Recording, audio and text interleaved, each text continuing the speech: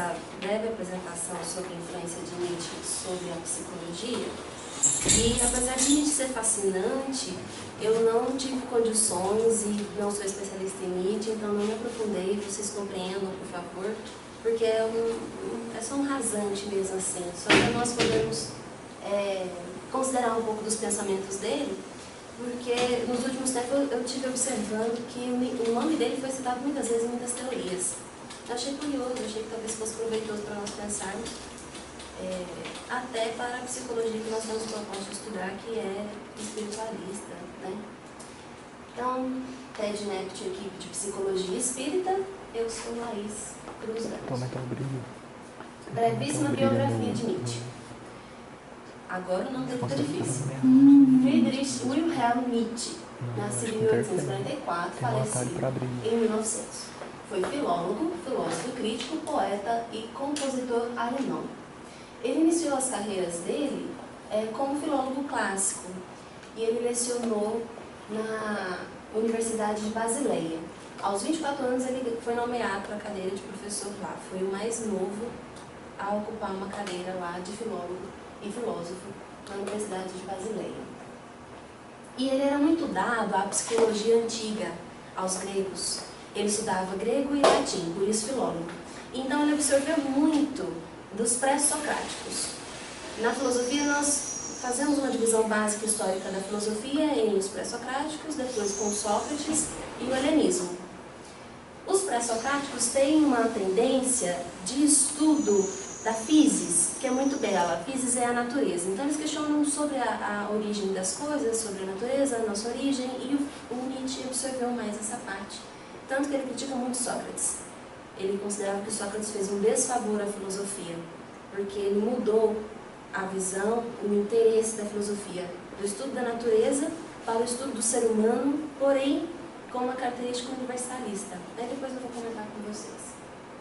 Em 1889, com 44 anos, ele sofreu um colapso mental, perdendo suas faculdades.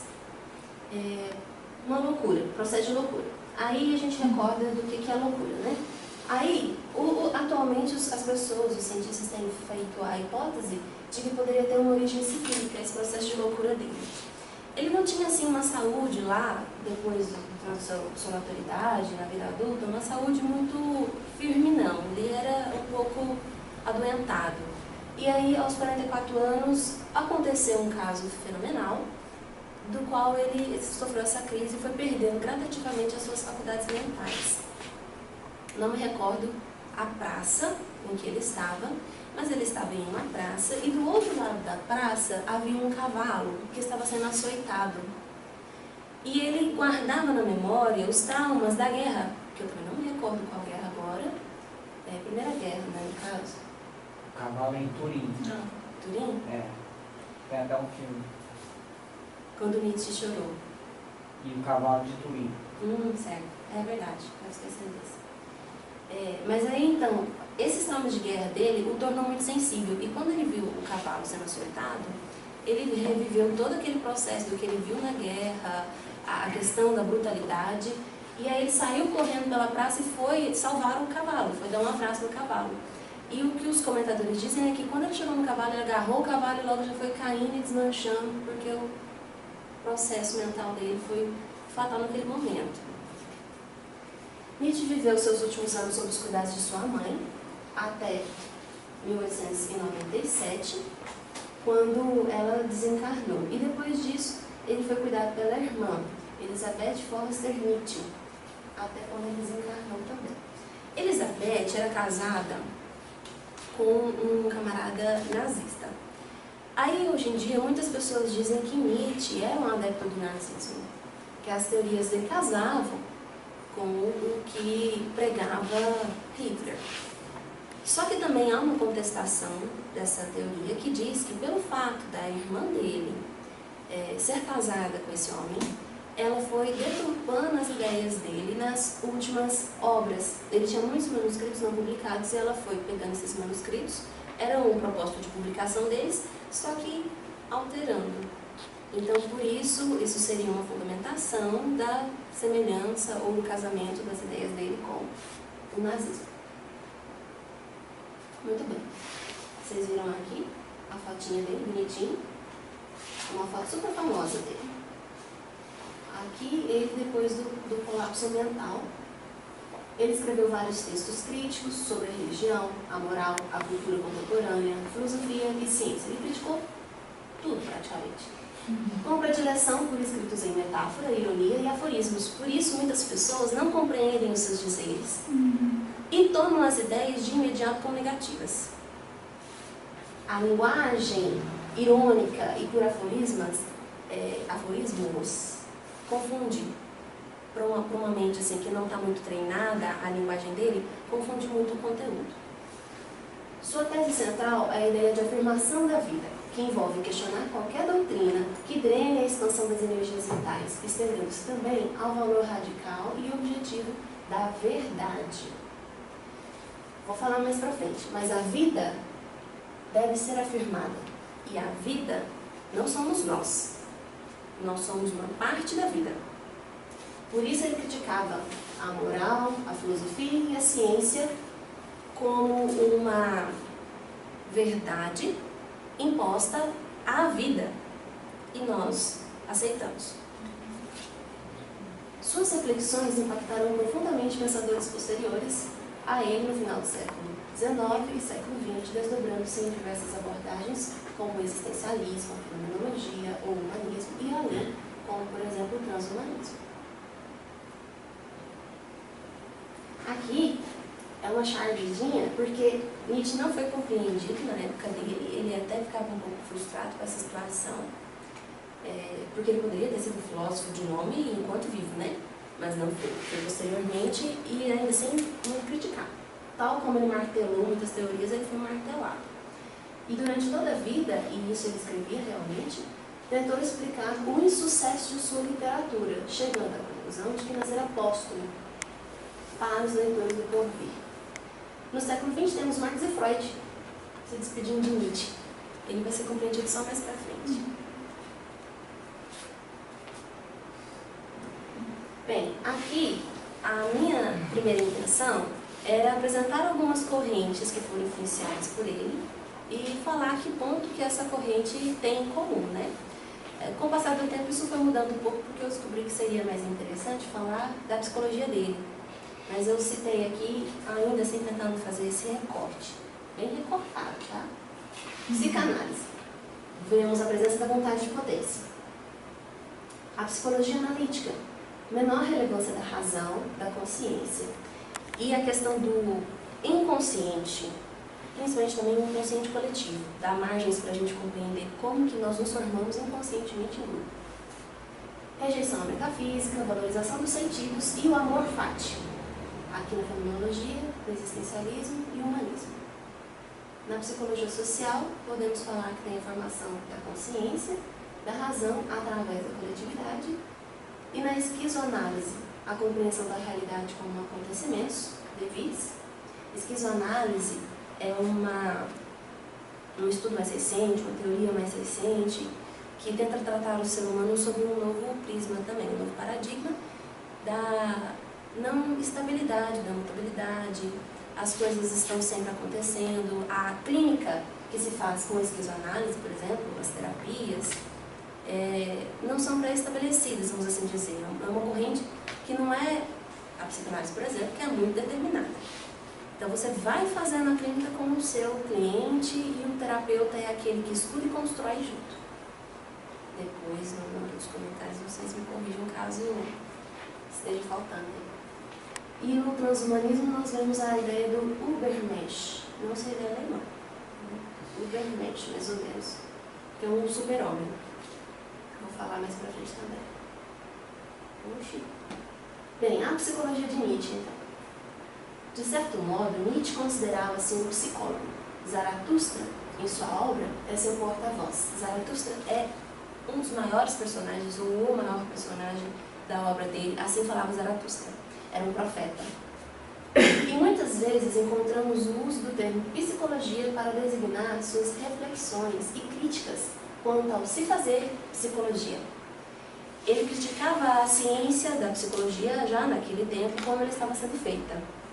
Porque a psicologia naquele tempo A gente tem que compreender que a ciência se faz através de um processo histórico. E então nós vamos carregando os traços anteriores e melhorando os futuros. E ele critica a base da psicologia. Que nos meus escritos, isso está lá em Por que escrevo livros tão bons? Nietzsche era provocante. Por que escrevo livros tão bons? Por quê? Porque nos meus escritos falam um psicólogo sem igual. É talvez a primeira constatação a que chega um bom leitor. Quer dizer, eu sou muito bom, né? Ironicamente, mas ele considerava uma profundidade tão grande naquilo que ele falava, a visão dele era realmente além às questões do tempo dele, que ele provocava nesse sentido. As críticas, aqueles que não o consideram bom assim, é porque não estão compreendendo ali o que ele está falando. Opa, está repetido. Nietzsche evidenciava que a psicologia, enquanto estudo da alma, alma, logia, estudo, não poderia ter visão redutora e apaziguadora da existência, encobrindo sua tragicidade, com preconceitos, apreensões de ordem moral, e intuía a psicologia como uma arte de interpretação e avaliação, que abriria espaço para uma nova maneira de se fazer também a filosofia. Porque ela permitiria que fosse criada uma outra maneira de pensar o homem, não mais como sujeito, mas como construção de pensamento. Nietzsche casa filosofia e psicologia muito bem. Ele dizia que nós devemos reformar a maneira de filosofar, para que assim nós pudéssemos entender o que a psicologia deve realmente fazer. E a psicologia é uma arte, assim como a filosofia também é uma arte. Então as duas coisas estão muito juntas no pensamento dele. Se nós compreendemos o que é a vida, o que é o ser humano, nós vamos conseguir fazer uma base filosófica boa para uma psicologia verdadeira. Para ele, não podemos poupar a humanidade daquilo que ela é. E ao dissecarmos a origem de nossas dores históricas, percebemos que há séculos temos construído ilusões travestidas de verdade e moralidade, para não olharmos a vida de frente. Inventamos antídotos para aliviar aquilo que não é para ser aliviado. E assim afirmar. Sim, afirmar. E sim afirmar. Isto é, a realidade de nossa fragilidade, de nossa finitude existencial, de nossos impulsos, do caos, ao lado das próprias condições de nos superarmos, através da superação de interpretações estreitas, tais como os oriundos da metafísica e do cristianismo. Eu vou falar agora disso aqui não, porque é da pano pra manga, mas para frente tem no próximo slide. A psicologia proposta por ele vai nos conduzir a uma nova psicologia que questiona suas bases e se afirma num não lugar. Isso aqui é muito próximo da esquizoanálise. A gente brinca, né, do quadradinho lá, cada um no seu quadrado, mas a psicologia não tem que se firmar e eu sou assim, eu estou aqui, eu estou nesse limite aqui. Ó. Ela deveria estar num não lugar, ou seja, liberta, livre, de acordo com aquilo que está no momento do seu paciente, do seu cliente, de acordo com várias possibilidades de interpretação, ou seja, não rígido, né? Esse livro aqui, ó, Et Homo, foi fundado no terreno propício da arte, porque o problema da ciência não pode ser resolvido no domínio da ciência. Livro que se destinava, talvez, a artistas. Livro atochado de inovações psicológicas. Mais uma vez ele diz que as teorias dele são psicológicas. É uma nova psicologia que ele está propondo ali. E segredos misteriosos de arte. Uma metafísica de artista, e não uma metafísica comum. Porque a metafísica comum, ele martela. A tarefa do livro é considerar a ciência pela ótica do artista e a arte pela ótica da vida. Nós vamos ver a vida repetindo várias e várias vezes nas obras dele. Muito bem, aí agora então, eu peguei lá aqueles aspectos que eu tinha colocado em destaque, ó, como presença em várias teorias, para definir melhor o que cada um é. Vontade de potência. Segundo Nietzsche, a vida seria um caso da vontade de potência. E a vida humana, dentro desta, um caso ainda mais específico. Forças, polaridades, em constante desenvolvimento que se relacionam e manifestam-se em vontades. Quer dizer, tudo é um fluxo contínuo, uma potência que está o tempo todo se renovando, que está em contato, cada força uma com a outra, e nós seres humanos temos, porque somos assim como a natureza, todas essas forças. Nós somos forças contraditórias também. Nós abrigamos tanto o sono quanto o despertar, o amor e o ódio, a vontade de comer e a fome, a sede, a saciação. Nós temos isso constantemente. E esse movimento promove desenvolvimento. Então, por isso é que é potente, é uma alavanca, é algo que segue. Não somos apenas um caso. Vejam que aqui é o que eu tinha comentado antes, que ele não prioriza o ser humano na natureza. Nós somos um caso dessa vida. A vida, por ela mesma, deve ser vista, compreendida e respeitada. Assim sendo, o mundo e a humanidade são compostos por essas forças e suas relações. Nada jamais poderá se encontrar estático. Característica pré-socrática. Heráclito falava que nós não podemos entrar duas vezes no mesmo rio. O rio é outro a partir do momento que a gente entrou e saiu. Nós somos outros. Nós podemos estender também a reflexão para que a nossa relação com o rio é outra, no segundo seguinte ao que a gente entrou nele. Tudo é um fluxo contínuo. E ele batia muito na tecla de que nós não podemos ignorar essas transformações. Nietzsche exorta-nos. Torna-te quem tu és. Ou seja, aproprie-se das forças que o constituem. Tome parte no movimento de autossuperação, em curso contínuo, inclusive dentro de si mesmo e a cada instante. O ser humano é um ponto do universo onde uma enorme quantidade de forças se concentram, se atravessam e transbordam. Se essa rede de forças aumenta, temos uma vida mais potente e mais ativa. Se diminuem, transformam-se em enfraquecimento e doença. Por isso é preciso aceitar-se e afirmar-se de tal modo que se possa ir sempre no limite de si mesmo, expandindo-se. O pensamento é muito contínuo. Essas forças todas nos levam lá. E nós não podemos parar essa força. Nós, seres humanos, precisamos, então, nos conhecer e nos superar. Por que nos superar? Porque há algo a vir na vida. Torna-te quem tu és, diferente do conheça de ti mesmo. Que foi o que falaram, né, lá no oráculo de Delfos, que era o que Sócrates repetia para as pessoas também. Esse conheça de ti mesmo aqui faz parte do torna-te quem tu és. Nós vamos nos tornando aquilo que somos, à medida que nos conhecemos, nos reconhecemos.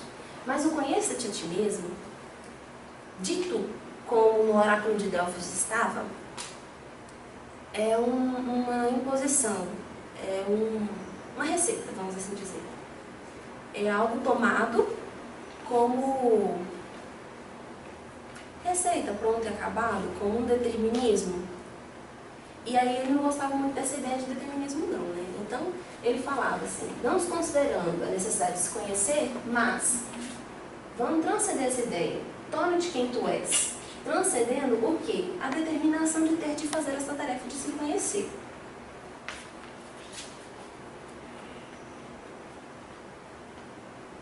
Um outro aspecto aqui que eu destaquei. Amor fati. Fati, do latim, significa destino. Significa vencer os ressentimentos, abandonar a culpa, deixar de apontar dedos para os outros e para si.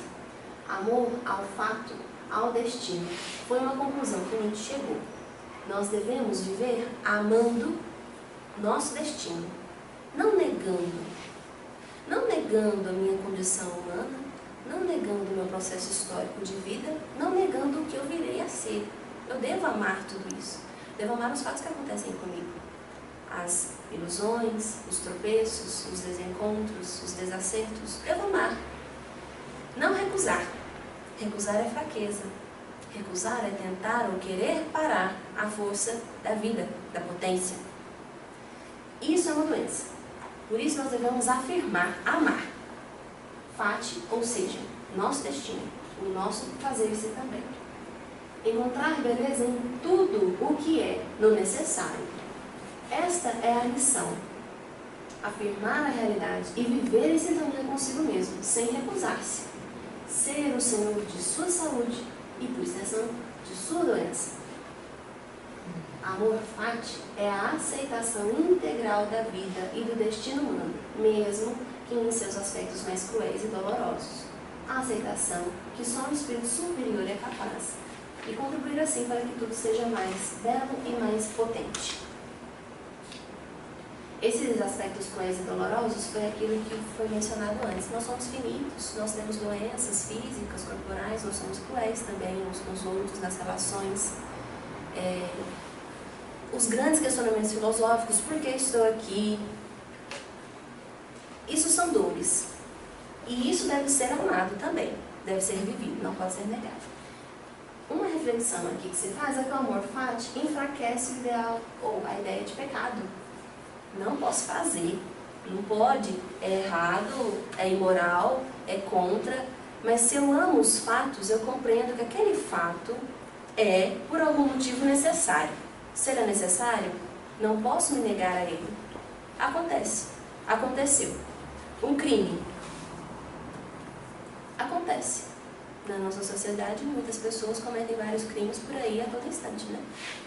Se acontece, deve haver uma necessidade. Se há essa necessidade, enquanto eu recusar, isso vai ser um sinônimo de doença. Eu devo afirmar. A gente vai entender melhor como que é esse afirmar aí. Uma frase dele muito bonitinha. Quero cada vez mais aprender a ver como belo aquilo que é necessário nas coisas. Amor fati, amor ao destino. Seja este doravante o meu amor. Não quero fazer guerra ao que é feio. Não quero acusar. Não quero nem mesmo acusar os acusadores. Que minha única negação seja desviar o olhar. Em tudo, somado e em suma, quero ser, algum dia, apenas alguém que diz sim. Isso está em Gaia Ciência. Para quem lê inglês aí, né? Keep calm and amor fati. Bem, a gente já falou de amar o necessário, o destino. Isso se compreende melhor quando a gente pensa também no eterno retorno. O eterno retorno é a tese de Nietzsche de que nós vivemos ciclos e as questões vão se repetindo. Se eu nego algo ruim que aconteceu comigo no ciclo 1, quando ele for voltar, ou se for o caso de voltar, eu vou travar lá. Eu preciso aprender que ele passa, que ele é necessário, e afirmar a necessidade dele acontecer, superar esse acontecimento, não recusá-lo. E outra coisa, a gente pode pensar também que isso aqui é uma ética. O Nietzsche foi muito criticado, dizendo-se que ele era um nihilista, ou seja, que ele dava margem para a completa descrença, para a falta de sentido, porque ele fala que a gente tem que afirmar as coisas cruéis. Ele fala que nós temos que amar o nosso destino, mesmo que seja um mau destino, né? Então, vários leitores diziam que ele era pessimista. Mas, por outro lado, né, compreendendo o eterno retorno como uma ética, nós vemos o seguinte. Eu estou com um problema de escassez de dinheiro. Então, num momento assim, financeiramente desprovida, e encontrei uma carteira no chão. Eu abri assim a carteira, tinha um punhado de dinheirinho que facilitaria muito a minha vida. Se eu pensar no fato, né, e ele está diante de mim para eu tomar uma decisão, eu gostaria de dizer, vou roubar, e que isso ficasse comigo no eterno porvir. Se eu pensar que essas mesmas situações vão voltar para mim, eu vou querer, nessas mesmas situações, que a minha decisão seja roubar, que a minha decisão fosse ficar doente por um momento de estresse, que a minha situação fosse desfazer uma amizade por desencontros, ou desprezar o meu filho por uma ideia que eu não entendo, que eu não aceito. Se a situação fosse voltar a mim, a minha postura, eu iria amar? Eu iria aceitar? Eu iria querer que ela se repetisse? Esse é o eterno retorno. A gente pensar, essa situação pode voltar. Quando ela retornar, eu vou querer? Se eu não quiser, se isso não é legal, é a ideia da proposta ética. Fazer a diferença, fazer diferente. Não negando assim, não é para eu ficar com culpa, não é para eu ficar com ressentimento. É eu fazer o melhor de mim naquela situação. O melhor que eu posso dizer, se acontecer de novo, eu vou fazer de novo. Eu vou querer afirmar, eu vou querer que seja assim. Ficar com a consciência tranquila, no meu melhor.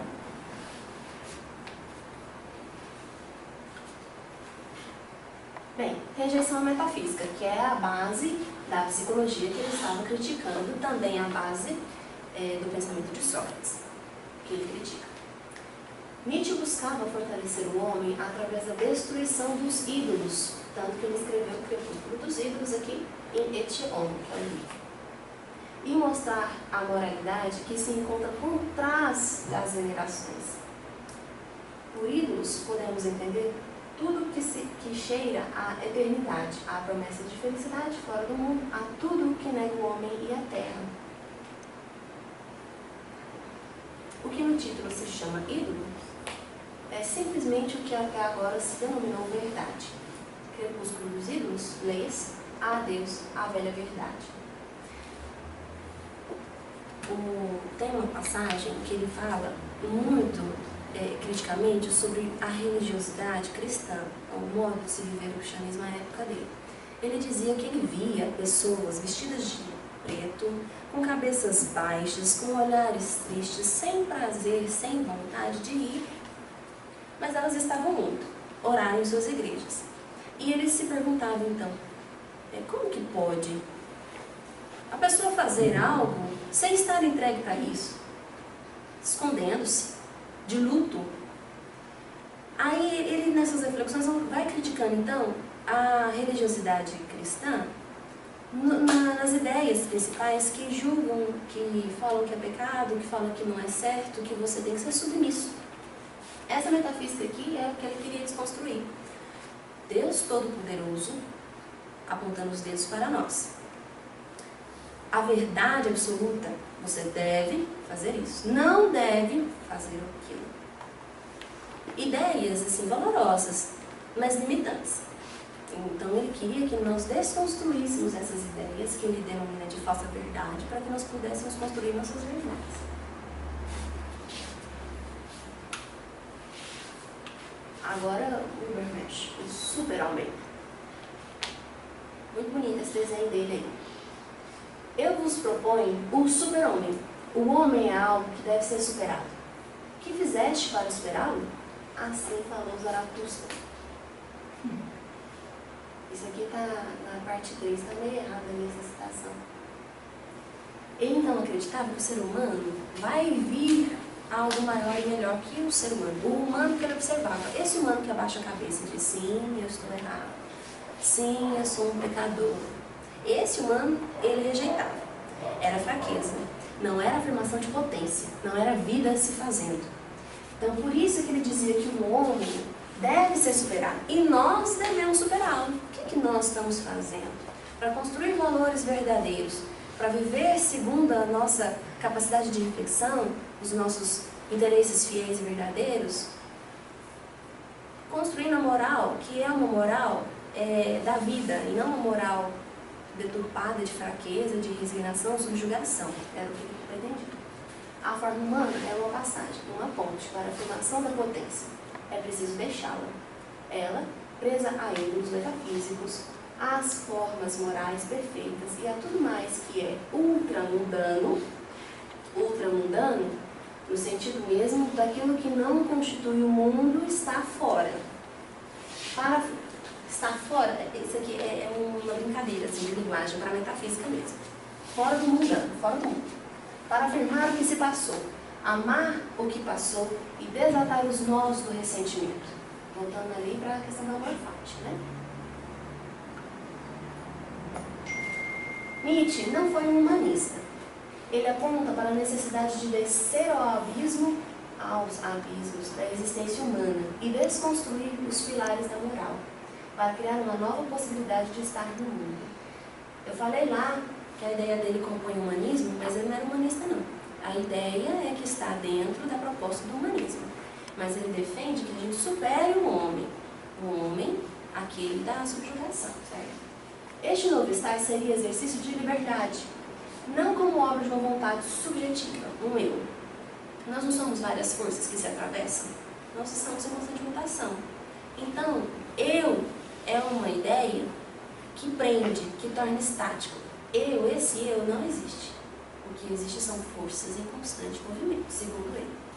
Mas sim a formação incondicional da vida, dissolução do eu, a criação de uma arte do viver. O ser humano é uma passagem. Transvaloração dos valores. É preciso que a gente desconstrua o passado, os valores antigos e estar alerta, ser um guerreiro da batalha constante, em autoconhecimento e cuidado, que permite o crescimento contínuo, o vir a ser infinito. A criação de novos valores superiores, não usa metafísica, né? Implica um deslocamento de perspectivas. Em Para Além do Bem e do Mal, ele escreve o seguinte, ó. Moral é hoje, na Europa, moral de animal de rebanho. Seres humanos, tá? Animal de rebanho.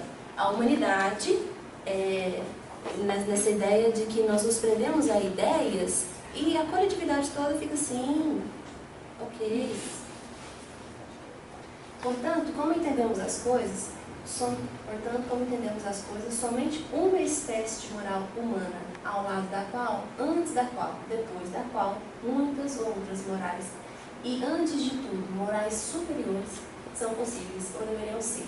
Ou seja, uma moral única, uma moral que subjuga todos os seres humanos. Era o que ele estava tentando transvalorar. A parte aqui da exposição acabou. Como eu falei que a gente ia fazer só um rasante, está aí. Aí tem duas passagens muito bonitas que falam sobre as 3 transmutações, como o espírito de camelo se torna leão e de leão se torna criança. E o outro está no prefácio de Assim Falava Zaratustra. Os dois estão a respeito do ser humano é uma corda atada entre o animal e o Übermensch, o além do homem. Geralmente você traduz Übermensch por super-homem, mas o super-homem é um homem com capacidades especiais.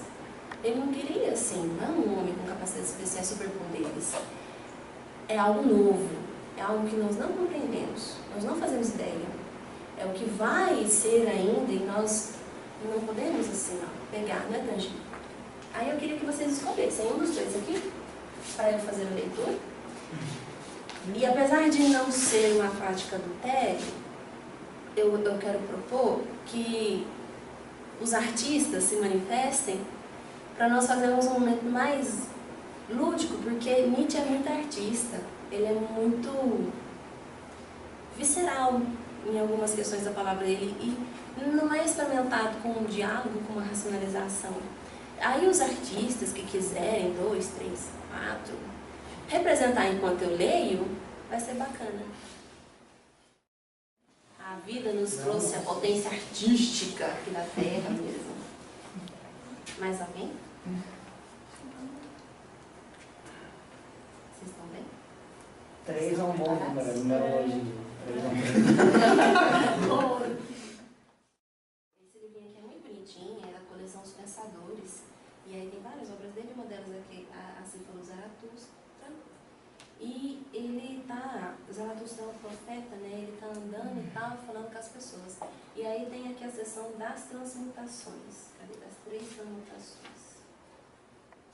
Eu achei que estava na página certa, estava na página errada. 3 transmutações bucito do espírito.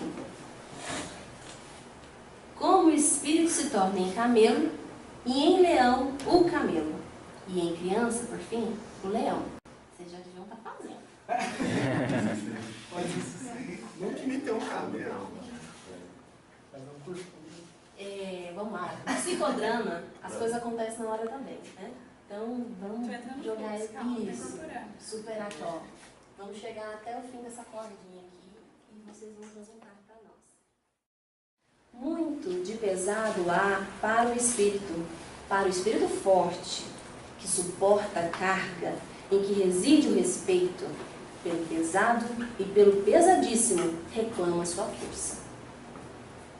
O que é pesado? Assim pergunta o espírito de carga. Assim ele se ajoelha igual ao camelo e quer ser bem carregado. O que é o pesadíssimo, ó heróis? Assim pergunta o espírito de carga, para que eu o tome sobre mim e me alegre de minha força.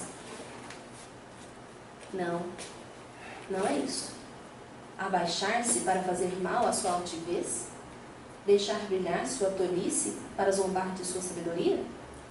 Ou é isso, apartar-nos de nossa causa quando ela festeja sua vitória? Galgar altas montanhas para tentar o tentador? Ou é isso, nutrir-se de bolotas e grão do conhecimento e por amor à verdade sofrer fome na alma? Ou isto, estar doente e mandar embora os consoladores e fazer amizade com surdos que nunca ouvem o que tu queres? Ou é isto, entrar em água suja, se for a água da verdade, e não afastar de si frias rãs e sapos que queimam? Ou é isso, amar aqueles que nos desprezam e estender a mão ao espectro quando ele nos quer fazer medo? Todo esse pesadíssimo, o espírito de carga toma sobre si, igual ao camelo, que carregado corre para o deserto. Assim ele corre para o seu deserto. Mas, no mais solitário deserto, ocorre a segunda transmutação. Em leão se torna aqui o espírito.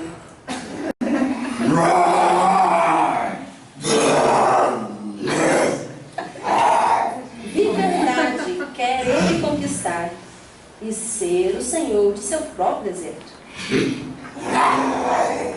Ser último senhor, ele procura aqui.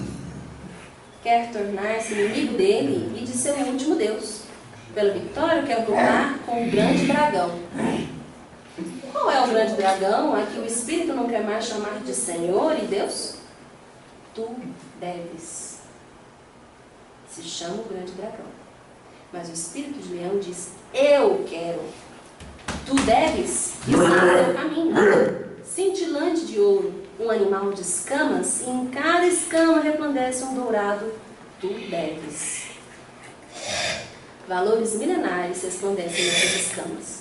E assim fala o mais poderoso de todos os dragões. Todo o valor das coisas resplandece em mim. Todo o valor já foi criado, e todo o valor criado sou eu. Em verdade, não deve haver mais nenhum eu quero. Assim fala o dragão. Meus irmãos, para que é preciso o leão no espírito? E que não basta o animal de carga que renuncia e é respeitoso? Criar novos valores. Disso nem mesmo o leão ainda é capaz. Mas criar liberdade para nova criação, disso é capaz a potência do leão. Criar liberdade em um sagrado não. Mesmo diante do dever, para isso, meus irmãos, é preciso o leão. Tomar para si o direito a novos valores, eis o mais terrível tomar para um espírito de carga e respeitoso.